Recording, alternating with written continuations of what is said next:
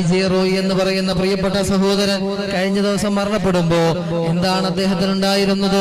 സാമ്പത്തികമായി എന്തെങ്കിലും കുറവുണ്ടോ? ഏതെങ്കിലും പ്രയാസങ്ങളുണ്ടോ? ഒന്നും തന്നെ ഇല്ല. പക്ഷേ അദ്ദേഹത്തിന്റെ ഒരു നിമിഷം അദ്ദേഹത്തിന് തോന്നിയ ഒരു ബുദ്ധിമോശം കൊണ്ട് തന്റെ ജീവിതം തന്നെ അവസാനിപ്പിച്ചു കളയുമ്പോ ദിവസങ്ങൾക്ക് മുമ്പ് മരണപ്പെട്ടു പോയ ദീപക് എന്ന് പ്രിയപ്പെട്ട സഹോദരൻ, ഇവർക്കെല്ലാം സംഭവിച്ചത് എന്താണ്? ഒരു മനുഷ്യന് അഭിമാനം എന്ന് പറഞ്ഞാൽ ആ അഭിമാനത്തിന് മങ്ങലേൽക്കുക എന്ന് പറഞ്ഞാൽ ആ അഭിമാനം കളങ്കപ്പെടുക എന്ന് പറഞ്ഞാൽ ആർക്കാണ് അതിന് സഹിക്കാൻ കഴിയുക? ആർക്കാണ് ക്ഷമിക്കാൻ കഴിയുക?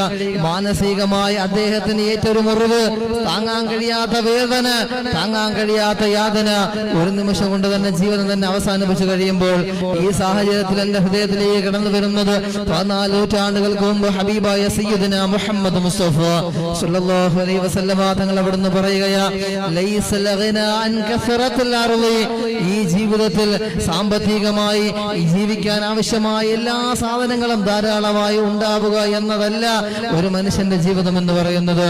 വലാകിന്നൽ ഗിനാ ഗിനാ നഫ്സി, മാനസികമായ സമാധാനം എവിടെയാ ഉള്ളത്?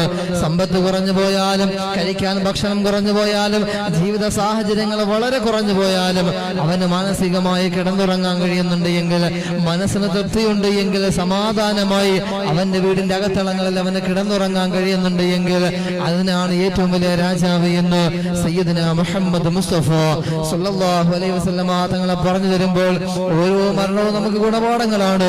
എത്ര വലിയ സാമ്രാജ്യങ്ങൾ ഉണ്ടായാലും, എത്ര വലിയ സംവിധാനങ്ങളുണ്ട് എന്ന് പറഞ്ഞാലും എല്ലാം അവസാനിക്കുന്ന ദിവസം കടന്നു വരാനുണ്ട്.